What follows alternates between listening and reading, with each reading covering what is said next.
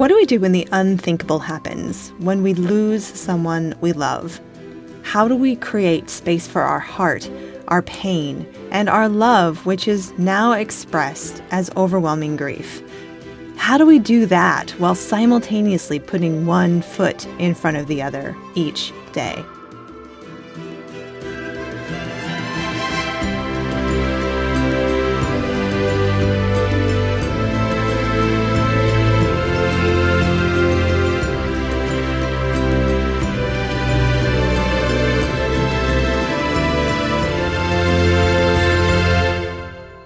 This is Shame Piñata. I'm Colleen Thomas.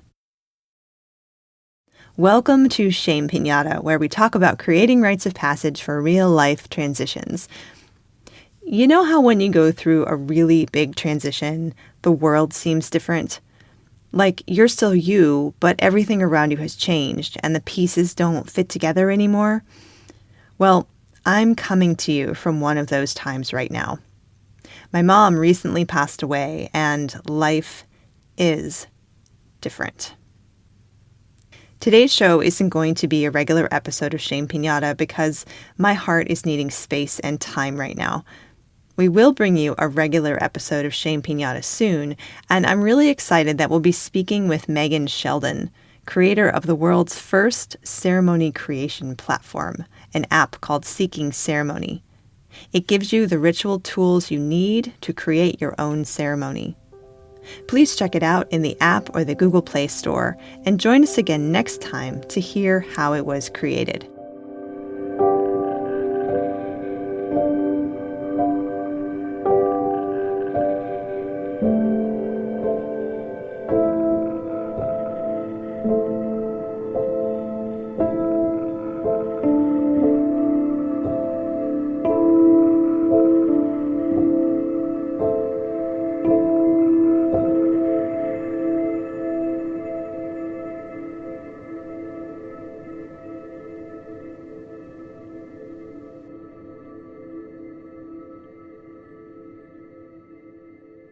So, my mom passed away a month ago. We spent a week coordinating and holding the funeral and the burial and dealing with those immediate sorts of things, and then I spent 2 weeks sitting on the porch watching the clouds. I need more time with the clouds, more time with my memories, and more time with the shifting sands of being the only remaining member of my family on the planet. But I wanted to reach out to you to tell you we're still here and share a little bit about the daily rituals that are helping me make sense of this transition. So consider this an honest reporting from the early days of a big personal loss. Some of the rituals that are helping me get by are tending with great care to the emotions that arise, however irrational or unrelated to the loss they might seem. I know that on the journey of losing someone who cared for me at an early age, feelings may come up that are from earlier days, or that don't make sense, or that are from my unconscious mind. So that's number one, being tender, open, and attentive. I suppose that's more of a state of being than a ritual, but it informs how I'm living my life and structuring my time right now.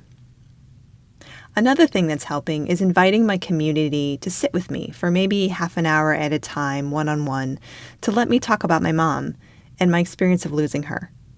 Basically, each conversation revolves around the question, what is today feeling like? This was actually an offshoot of having so many amazing friends come at me the week she died asking, what can I do? I was in no fit state to speak with anyone the first few days, but I knew their support and presence would be invaluable later on in that oh-so-quiet period after the funeral is over and everyone else has gone back to their regular life. So one day on a whim, I created a spreadsheet and I asked them to sign up for a time to have a phone call over the next few months. This actually turned out to be a really lovely act of self-care. It's given me constant support, taken the pressure off my husband to be my sole shoulder to cry on, created space to reflect deeply on how this change is affecting me day to day, and given me a built-in schedule of connection with some incredible people, some of whom I'm just starting to get to know. On the practical side, I have 2 rocks that I hold every day. Holding one in each hand allows their energies to meet in my heart. One of them is from the land where my mother was buried. They connect me to that land where my heart is also buried. I have a journal or two. I have a favorite necklace of my mom's that I wear every day. And I have a daily meditation practice at a dedicated altar/workstation because there are still many death-related tasks to do, so a workstation seemed very important. I also found a way to make a small space serve two functions. When I'm meeting with my friends, I sit in the studio in front of the computer with my warm table lamps on either side. When I need to have business calls, I sit in the same space, but I use the overhead light alone. This makes the space feel much more businesslike and less cozy. It, in effect, makes it a different space, which is what I need it to be. Different states of being, different aspects of going on after the death of a loved one. If you heard last month's bonus episode where I spoke with Catherine Monahan on the Material Feels podcast about everyday rituals, you heard me mention my I know what to do ring. This was a ring I purchased on a whim last year when my mother was recovering from a health crisis. At the time, I had seen someone wearing a lot of rings who seemed very confident and decided, very rationally, I just needed a great ring. That would help me know what to do. That would help me handle that difficult situation. This ring is the final piece I bring in when it's time to do business or insurance paperwork sitting under that overhead light. Simply put, it puts me in the role of the one who knows what to do. So this is a bit of my honest reporting from the early days of a pretty major loss.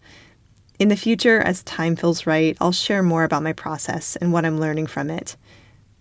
If you are in transition right now, healing from the loss of someone you care deeply about, whether that be recent or ongoing, please know that you are not alone. Please reach out and ask for exactly what you need. Please don't be shy or feel that you will be a burden.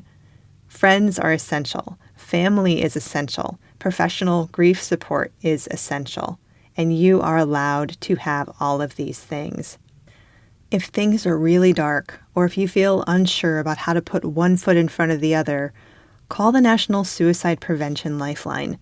Seriously, 1-800-273-8255. 1-800-273-8255. You can call them, and in these modern times, you can actually also chat with them. I'll put the link in the show notes. Seriously, consider reaching out if you feel this way. There are amazing people on the other end of the line, and it's okay to just reach out to say you feel like crap.